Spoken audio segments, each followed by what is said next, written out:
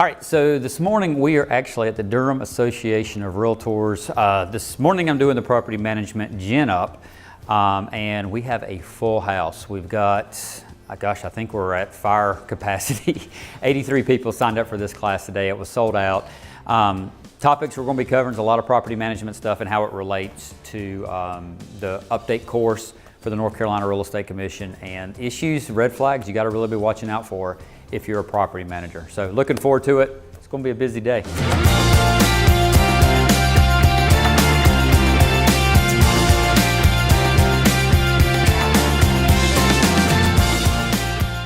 One question that was brought up that's never mentioned much. I had an agent come up to me and say that she's going to be selling her house soon. When we talked about material facts on the North Carolina Property Disclosure Statement. So here's a tricky thing. We mentioned this. Can an owner opt out from telling material facts? We said yes, no representation. Can an agent? What if you're selling your own house? You can't do no representation if you're selling your own house, because we're held to a higher level, right? So something to think about. A private individual owns rental property. Their own property. Does she have to have a real estate license? No, if she's doing her own thing. She is doing, yeah. Yeah, so the minute she does it for someone else to collect a fee? Of course. Yes. What if she's an LLC? Still the same. Still the I'm same. about Okay. It would be a good idea if it's really a question, you can check with the commission. Okay. But as long as you're not collecting fees on somebody else's. Now, the thing is she still has to have real estate rules and regulations, though. real estate rule, which means security deposits have got to be in their own trust account. She doesn't. That's a North Carolina law for individuals. If you have security deposits, you cannot commingle it. So yeah, she's responsible for all of that. But as long as it's just her properties and not somebody else's, right, then yeah. We're on our second 15-minute break. We have to do certificates for people who are competent to complete the course. I'm back here signing off on certificates. But good group, ton of questions. The main thing is a lot of property managers don't understand that you got to market and disclose stuff just like if you were putting it up for sale. So a lot of questions on square footage. If you're showing measurements on square footage on a rental property, you're going to have to measure the property and make sure that everything is compliant and everything, just like if you were going to sell the house. So yeah, good questions. We're getting ready to go into the 5th chapter, which is specifically for this one that I'm teaching today, property management issues.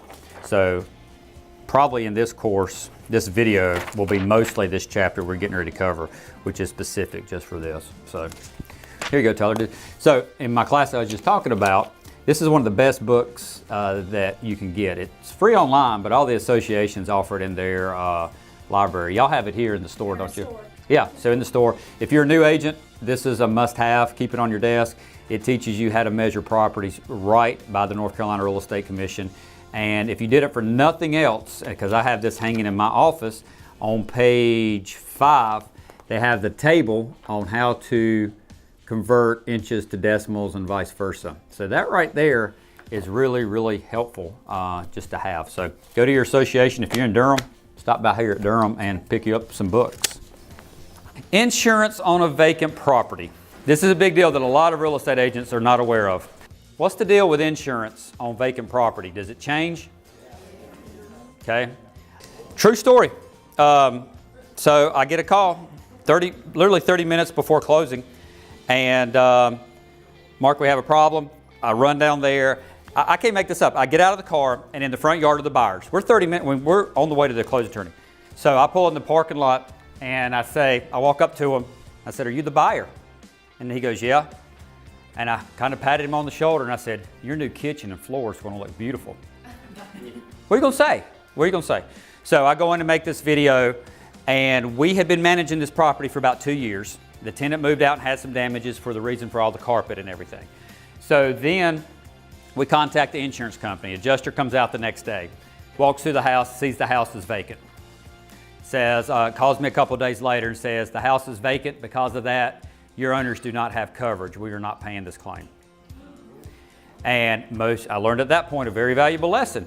Most homeowners policies have in the fine print and everything, if they move out of that house and it's vacant, about 30 days, they're going to lose insurance coverage. unless they turn it to a vacant policy, which is about 3 to 4 times higher than a normal policy. Because stuff like this happens. If somebody was living there and they were there and that ice maker busted, it would have been stopped. But that happened. So I call my clients and they're like, Mark, if that's the case, we're probably gonna lose at foreclosure. We don't have that. So I called back the insurance company. I said, we're gonna have to do something. I said, I have been to this property. I can't tell you how many times. We were scheduled to close today. I've got documents on every time we've been to this property. What can we do? He says, send me what you have. I went through my Google Calendar, and I always tell this to people. If you go to properties, put the property address in your Google Calendar, because if you have an issue like this, all you have to do is put in the property address, and it will tell you in the search box, date and time of every time you went to that property. I gave him that. I was at that property at least once a week since it was on the market. It was only vacant for about 30 days before we went under contract. And then I sent him our showing time, our showing appointments, how many showings that we had. I sent him everything we possibly had. I said the home inspection was done 2 weeks ago. Here's a copy of the home inspection. I was down here 2 days ago and everything was fine. The insurance company reviewed it. They agreed to pay the claim. It was just under $20,000. We got the property fixed. We closed 3 weeks later. So if I got you thinking about insurance now, this should be, I mean, this is serious. Great thing for property managers, because it's a great angle to be like, well, let me tell you about our property management services, because did you know if you don't have insurance right now, if something happens, it could be a problem. So I think these are discussions. A lot of agents aren't aware of that. Homeowner's policy covers additional things. It covers the homeowner's property. It covers liability. I found out one year that if, say I'm playing golf and I hit a golf ball the wrong way, and let's say I hit a car going down the road, and let's say it's the sheriff deputy. That actually happened. Yeah, hit a deputy car coming down the road, going about 55 miles an hour, leave it to me to hit the ball that hits it top of the hood going down the road. If I would have shattered his window, my homeowner's policy would have covered me. I didn't know that, but the sheriff was not very happy that I hit his car with a golf ball, and he came over and asked did I do it on purpose. Hitting a moving target when I'm aiming that way and you coming this way. But homeowner's insurance is completely different. It covers things that the landlord's does not. Any question on insurance? Did I scare you on insurance? Hi, my name's PJ Gentry and I'm a real estate broker here in Chapel Hill, Durham. I've been a real estate agent for 35 years and a property manager. And I'm always looking for better ways to do property management and general brokerage. And I took a course today with Mark Saunders, and he's exceptional. And as a property management and property management information, top notch. I'd highly recommend him. If you have to drive 80 miles to get a class from him on property management issues, I'd highly recommend it. So we just wrapped up a 4-hour Gen Up mandatory update course for real estate agents here in Durham. And wow, what a great class. A lot of really good questions. I think I scared them a little bit with the insurance issues about if a house goes vacant, you kind of don't have insurance on it. But great questions, great group. Look forward to coming back to Durham in the near future. Tomorrow, so I'm doing it again this afternoon with our elective. And then tomorrow I got 8 hours in Chapel Hill to wrap up the spring education circuit. So been a good time. Thanks Durham Realtors for having me out. Hope to see you soon.